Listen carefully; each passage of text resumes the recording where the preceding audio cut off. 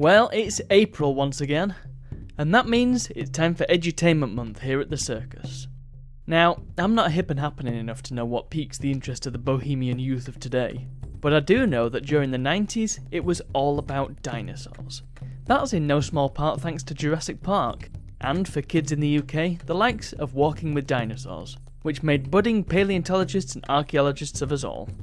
This wasn't really my scene when I was growing up, but my brother, well, he had the whole lot. He had books and models on Egyptology, those daft little sets where you'd excavate a plastic object from a rock, and all the dinosaur memorabilia you could possibly think of.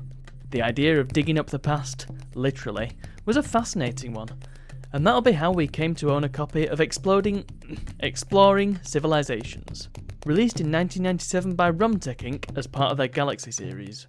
This artifact claims to be the complete guide to ancient civilizations, and was developed in cooperation with the University of Pennsylvania, your seal of quality. Less impressive is that it says it features 40 empires, dynasties, civilizations, and time periods. So is that 40 across the board? I guess it's not claiming to teach semantics. The back cover gives us some screenshots, alongside an array of remarkably blurry photos. I know it's 1997, but that didn't stop everyone else from having quality artwork. In fact, that's a theme throughout the whole box design. Even the logo looks like a GIF they found on a clip art CD. Before we dig in any further, compared to an average PC game of the time, this sarcophagus of a box is humongous. I'm not sure what the reason is for this. Even when we break it open and extract the contents, there doesn't seem to be much justification for the box being so big. Inside, you get the software on a single CD-ROM, a brief installation guide on a small sheet of papyrus, and a registration form masquerading as the world's most boring postcard.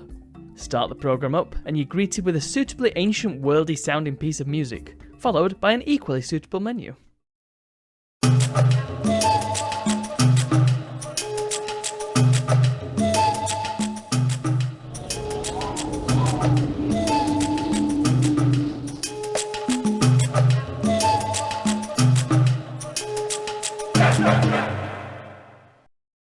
Intro is, well, it's a lot of text, explaining exactly what constitutes a civilization. The globe view splits up all 40, yes there are 40, of the civilizations on offer by region. It does seem like there's a lot of empty space, but selecting a region shows you who lived there in much more detail. Selecting one of these allows you to, well, explore that civilization. By reading! To be fair, the text is nicely illustrated, showing you a map of precisely where each civilization lived and spread to, as well as an assortment of different categories. And, as with any good edutainment title, it includes hot words, which link to different parts of the program, like the glossary. Going in depth on certain civilizations, you'll even find that parts of the information are narrated by a person who sounds like they should be giving you a mission briefing in a stealth FPS. When you read the word Vikings, what pictures come into your mind? Brave, well-armed warriors? Ruthless pirates and raiders? All in all, there's a vast wealth of information just waiting to be uncovered, if you're okay with sitting and reading it of course. As well as the globe view, you can also use the timeline view to see how long each civilization managed to survive. A few of them are a little vague, such as Renaissance Europe, but it gives you a great overview of what was going on in the world at specific periods. This is all well and good, but it's a bit dry, isn't it? As well presented as these scriptures are, it's not exactly tapping into a variety of learning styles, is it? That's where the activities menu comes into play, and this magical corridor that can whisk you away to any one of the following 7 regions in a matter of seconds. Hello, I'm the world-famous archaeologist, Professor Diggs. Help me explore the world of civilizations. From here, you can play a simple point-and-click adventure. Each one gives you control of Professor Diggs, as he marches with purpose around a site associated with your chosen civilization. Within these areas, you'll find a number of little games which help contextualise how each civilization lived. For example, one game allows you to write messages in an approximation of an ancient language. Wow! We can use this wall to learn what the writing of this civilization might have looked like. It's not really very accurate, but it makes for a fun starting point, particularly as it gives you the option to print. Not that it worked on my machine. There's even a quiz much like the code-breaking game in Jump Ahead Year 2, a welcome extra.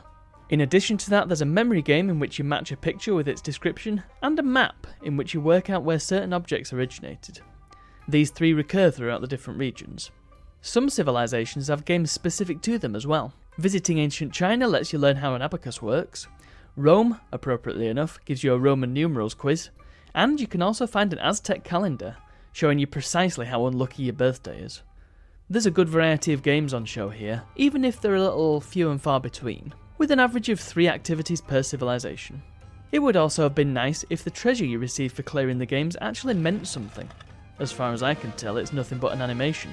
The point is, it's engaging enough, just not for very long. The only other activity available is behind the global door.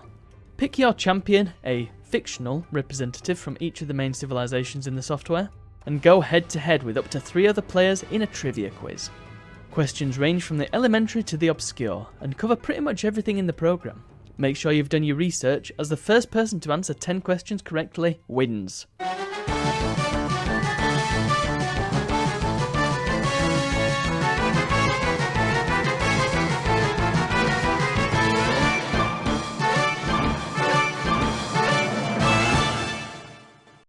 Absolutely nothing. On completion, you're kicked out to the menu again. No post-game stats, no question review, no nothing. And that's the extent of exploring civilizations. Well, not quite. There are some videos as well, but despite having an era-appropriate computer for this software, they knocked over my system quicker than the Ottomans knocked over Constantinople. In fact, it managed to crash my computer a remarkable number of times for one reason or another. The thing about exploring civilizations is that what it offers is really quite good. It just feels like it needed a bit longer in the oven. Some more activities, more variety, maybe a few different difficulty levels, and perhaps a more interactive point and click section would have made for a top-notch edutainment package here. As a relic of its time, it's a decent bit of edutainment. But unfortunately, its historical status is that of a footnote at best. Oh, what a nice camel. Maybe I should go pet him.